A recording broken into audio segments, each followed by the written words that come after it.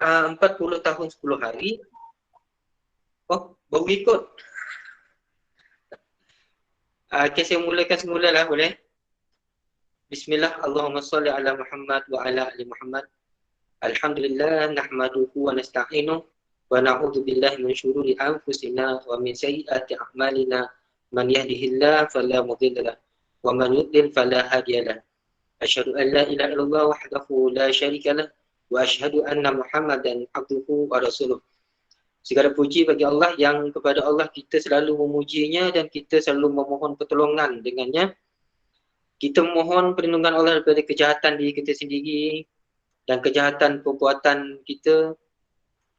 Siapa yang Allah berikan hidayah, tiadalah orang boleh menyesatkan dia, dan siapa yang Allah sesatkan, tiadalah orang boleh memberi hidayah kepada dia.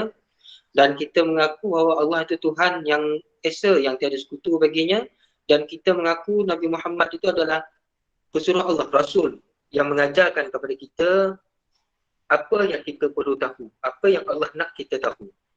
Rasulullah tidak mengajarkan kepada kita apa yang Allah tak ajarkan kepada dia, dan kita pun tidak perlu untuk belajar apa yang tidak disampaikan oleh Rasulullah SAW kepada kita, ya, jika benda-benda itu berkaitan dengan agama kita. Balik kepada yang tadi, kita memohon perlindungan Allah daripada keburukan diri kita sendiri dan keburukan amal perbuatan kita.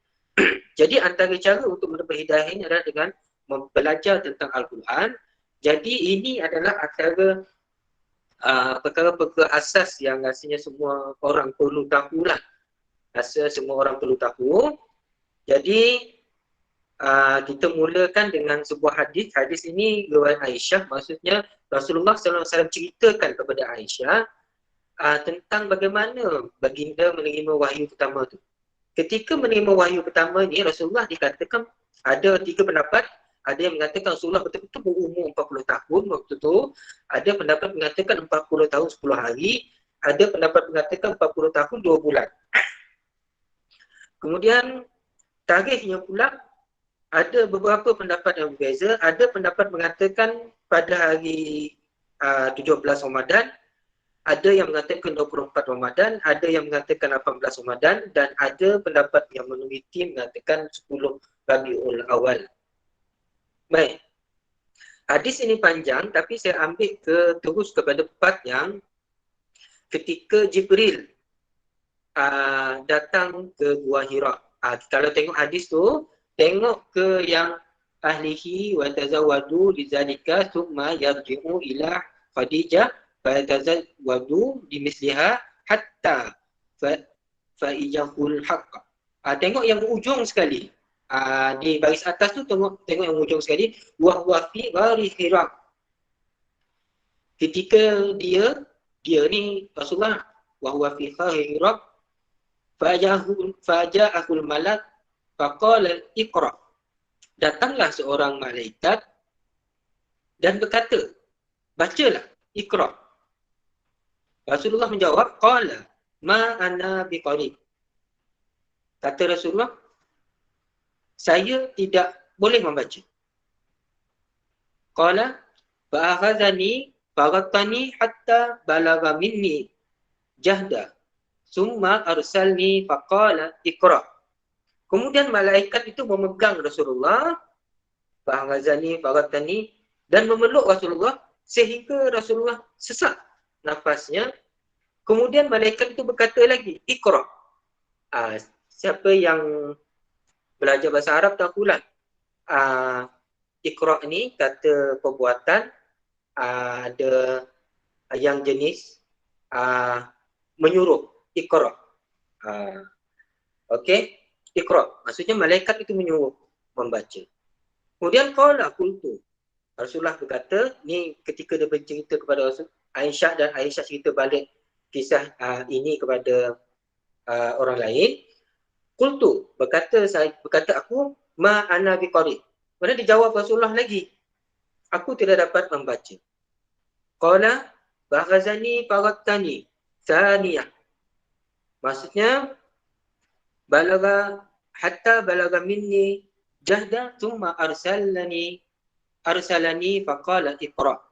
Kemudian malaikat itu memegang dan memeluk Rasulullah untuk kali yang kedua, saniyah, yang kedua, sehingga sesak nafas Rasulullah. Kemudian dia berkata lagi, Iqra, bacalah. Fakultu ma ana biqari. Masih jawapan yang sama diberikan oleh Rasulullah, saya tidak boleh membaca. Fahazani faratani isah hatta balagha minni jahda thumma arsalani. Faqala.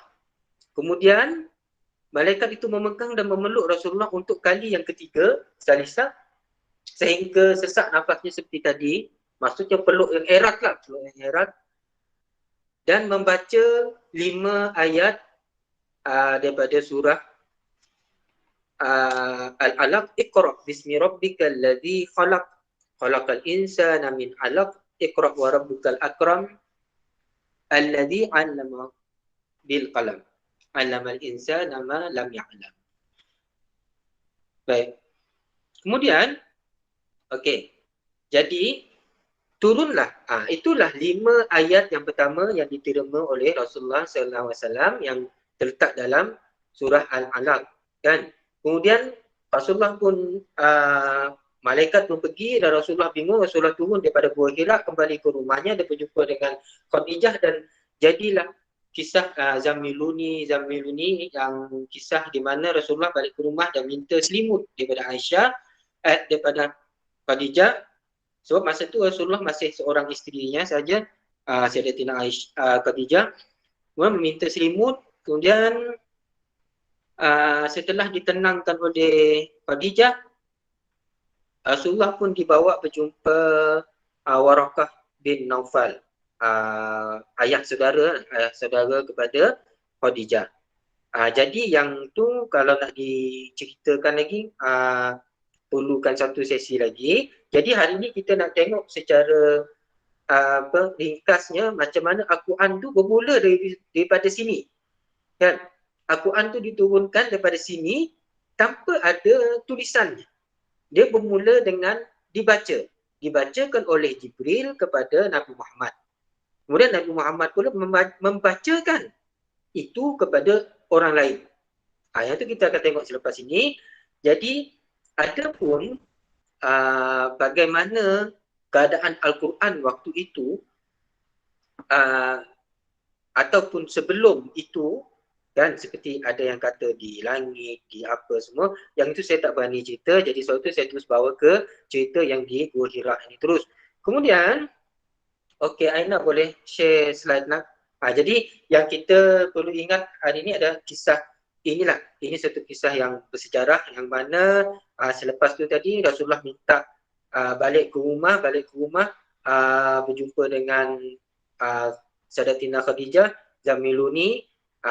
Pada lafaz Zammiluni itu pun ada perbincangannya di kalangan para ulama. Ada persoalannya. Ada minggu lepas kalau tak silap masa cuti Tempurung Cina, saya ada bincang dengan seorang lah tentang mengapa digunakan perkataan Zammiluni itu, tidak digunakan perkataan lain. So adalah siapa yang belajar bahasa Arab dia tahulah, kan. Jadi benda-benda maknanya daripada satu hadis tu tadi, dan ada banyak benda yang kita boleh pelajari. Jadi untuk hari ini saya kongsikan sedikit. Maknanya Al-Quran tu bermula dari situ. Bermula sebagai bunyi. Al-Quran bermula sebagai bunyi. Maksudnya Jibril baca, Iqra, kan. Jibril baca, Rasulullah dengar, dan atas rahmat Allah jugalah Rasulullah terus boleh ingat. Okey nak yang page 2. Okey, kalau kita tengok di slide ni, page yang kedua.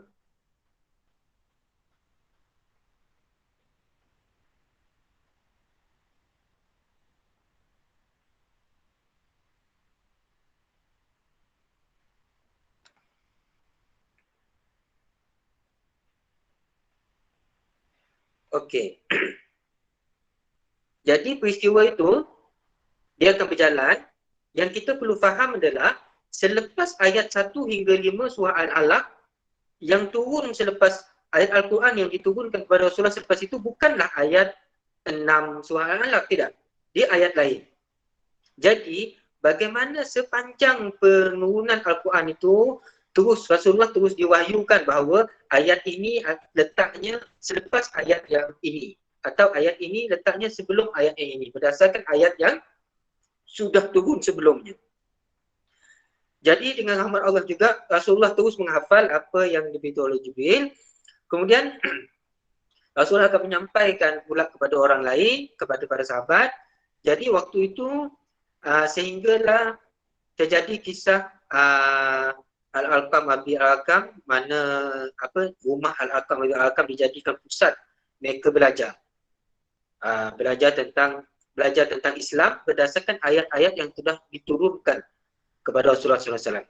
Jadi setiap kali dapat ayat Al-Quran, Rasulullah akan menyuruh para sahabat menyalin ayat Al-Quran tersebut. Dan ada juga sahabat yang dikatakan juga bahawa ketika Rasulullah masih hidup, yang baginda benarkan disalin cumalah ayat Al-Quran. Adapun selain daripada ayat Al-Quran, baginda tidak menyuruh menyalin, tapi ada juga menyalin, tapi yang itu perbincangan lain pula. Kemudian yang menyalin pada waktu itu bukanlah macam kita sekarang ni dengan mudahnya ada pen, ada kertas ataupun type saja kan. Disalinnya pada zaman itu pada kulit binatang, yang kaya sikit boleh pada kulit binatang, pada pelepah kurma, pada batu, kain, kayu. Jadi yang seterusnya Rasulullah berdasarkan kepada wahyu akan memberitahu susunan ayat itu. Ayat yang baru turun ini letaknya sebelum ayat yang kemarin tu ataupun selepas ayat yang ini. Jadi proses daripada peristiwa Gua Hira tadi sehinggalah turun ayat yang terakhir memakan masa 23 tahun. Dan terbagi dua, fasa Mekah dan fasa Madinah. Sebab tu dalam pelajaran Al-Quran kita ada ayat Makkiyah dan ayat Madaniyah. Ayat Makkiyah, jangan salah faham pula, bukan ayat memaki kan. Okey. Jadi kemudian berdasarkan jadi yang perlu kita faham adalah sekarang setakat apa yang saya sampaikan sekarang ini adalah apa yang kita perlu faham adalah cerita ini adalah cerita yang pada level kalau kita kata mutawatir. Maksudnya tidak akan berlaku penyeluruhan pada cerita ini. Dari dulu sampai sekarang cerita ini terjaga, dan yang saya sampaikan ini adalah seperti yang diceritakan oleh orang sebelum ini sehinggalah kepada Sayyidatina Aisyah dan sehinggalah kepada peristiwa sebenar itu. Okey? Jadi yang kita perlu faham sekarang adalah kisah yang tentang Gua Hira ini adalah kisah yang mutawatir, yang kalau pun ada pertikaian tentang tarikh, pertikaian tentang umur Rasulullah, ada, tapi isi cerita tu tidak ada pertikaian. Maknanya majoriti tahu cerita yang sebenar, dan kalau ada penyelewengan, masyarakat boleh dengan mudahnya tahu itu menyeleweng. Boleh tak saya buat satu soalan? Okey, soalan yang mudah saja. Sahabat yang boleh nak jawab, boleh. Kalau boleh semua jawablah. Okey, kalau saya tanya, siapakah Perdana Menteri pertama Malaysia? Abdul Rahman Putra Al-Haj. Okey, Tunku Abdul Rahman Putra Al-Haj. Okey, katalah ada, okey, ada salah seorang, Aina ke kan, tiba-tiba Aina dia okey. Kak Surindah angkat tangan, ada apa-apa Kak Surindah? Cik Su dari tadi angkat tangan. Oh, Aina cakap ada masalah teknikal, okey.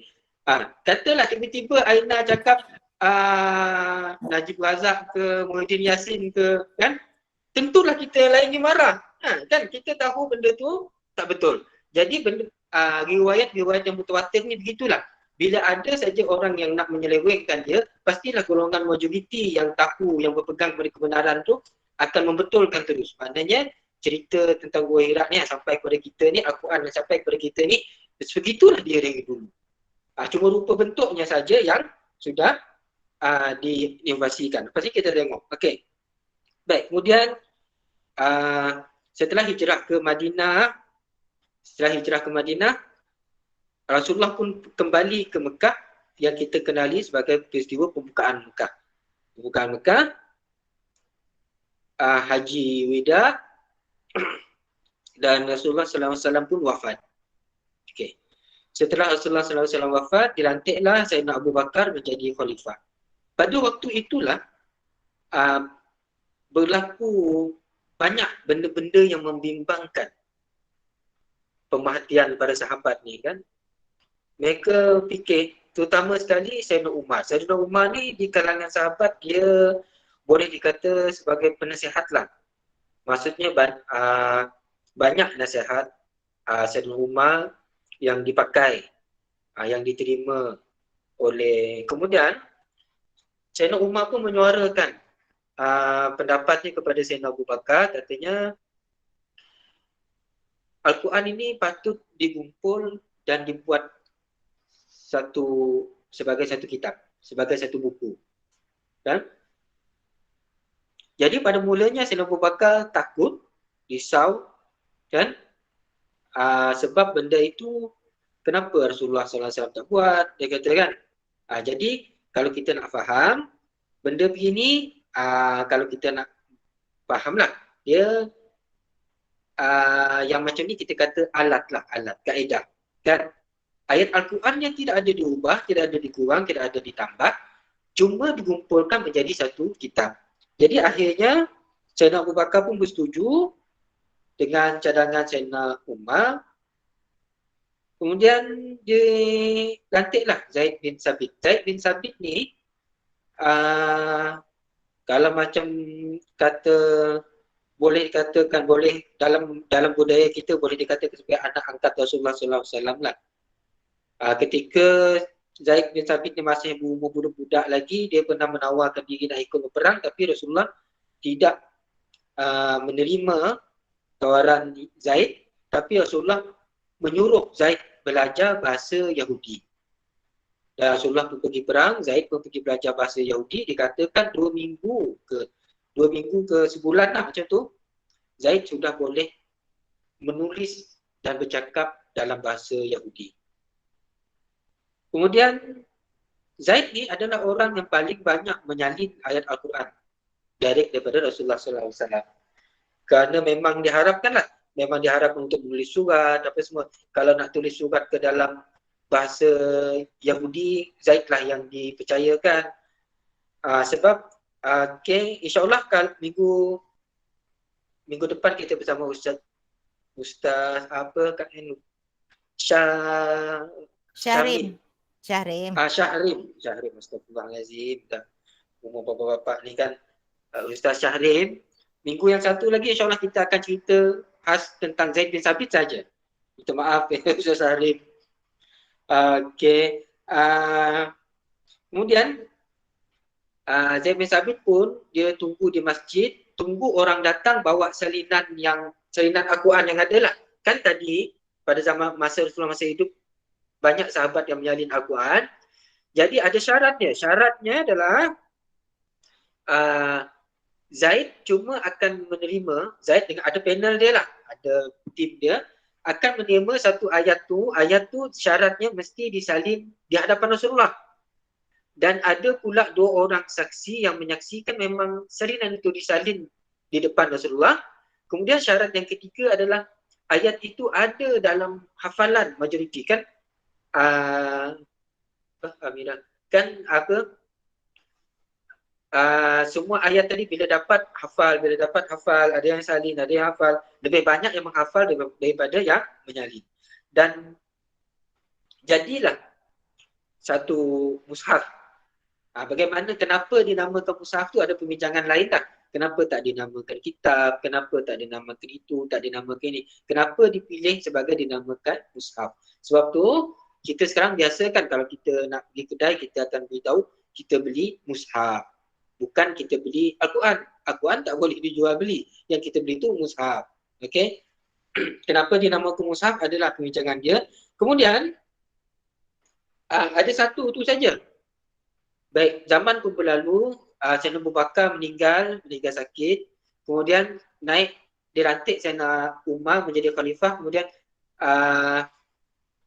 Sayyidina Umar dibunuh.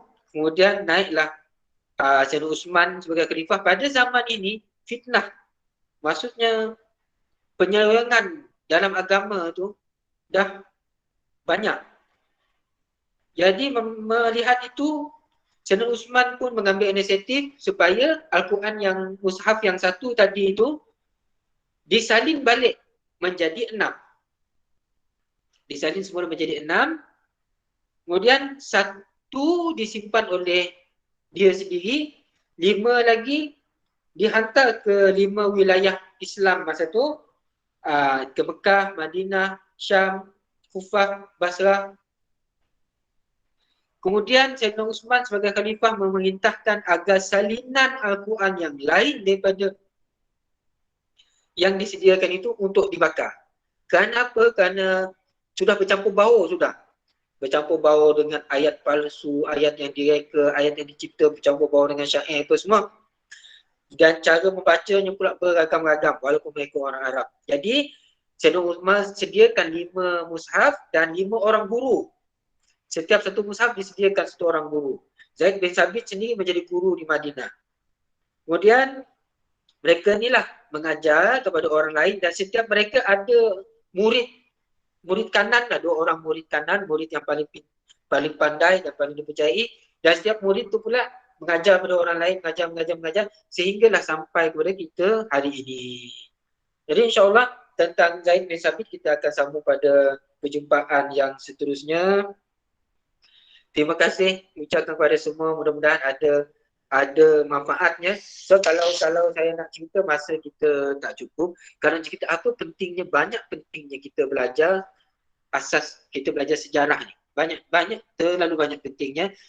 Macam yang dalam pertemuan-pertemuan yang lalu saya ada cerita pelbagai salah faham, pelbagai aliran sesat apa semua yang terjadi kerana kita tak faham.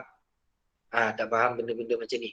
Macam saya kata tadilah, bila saya tanya siapa ke Perdana Menteri Malaysia, semua kita tahu betul Abdul Rahman Al-Haj, Abdul Rahman Yaakob, CM Sarawak kan. Okey. Jadi kalau ada orang lain yang membawakan fakta yang berlainan, majoriti dah tahu fakta itu menyeleweng dan boleh dibetulkan. Okey, itu saja untuk hari ini. Terima kasih semua. Sebelum tu boleh buka kamera. Aina boleh tolong ambil gambar.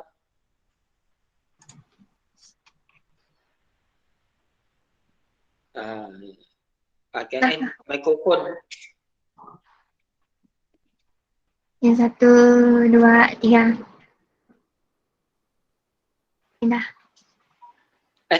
Sikit je nak. Aina, kamu acik cantik tak? Tak cantik ambil lain. Cantik. Tak boleh on camera. Aduh, Cik Ayu. Wah, Baik, nampak insyaAllah. muka manis. KN ada nak cakap apa-apa? Tak ada apa, cuma terima kasih. Comel lah Kak N tu, Allahu Akbar. Okey, saya nak ucap apa? Saya pertama sekali nak ucapkan terima kasihlah kepada semua yang hadir. Alhamdulillah banyak dah yang kita boleh kongsi dan semoga terus istiqamah yang Ustaz daripada 22 Oktober. Daripada 22 Oktober 2021 kan. Jadi semoga apa yang kita dapat walaupun sikit tapi bermanfaat untuk kita bawa lah, untuk kita bawa sampai akhir hayat insya-Allah. Dan saya juga nak ambil kesempatan hari ini untuk mengucapkan selamat hari jadi kepada Cik Ayu Rashidah. Semoga Allah berikan bahagia, semoga sentiasa afiat dan barakah, penuh barakah dan juga sentiasa dalam rahmat Allah insya-Allah. So happy birthday Bunda Ayu. Melting. Tapi dia tak dapat buka kamera, patut dah cuti 2 hari. Itulah pasalnya. Okey, Ustaz kita tutup majlis kita lah. dan juga semua saya mohon undur diri sebab saya ada kelas lagi satu. Ya Ustaz, insyaAllah jumpa lagi. Terima kasih banyak untuk hari ni. Assalamualaikum. Terima kasih semua. Waalaikumsalam. Adik-adik, insyaAllah nanti kita jumpa lagi insyaAllah. Jaga diri semua, kes tinggi sekarang ni. Okey, Assalamualaikum.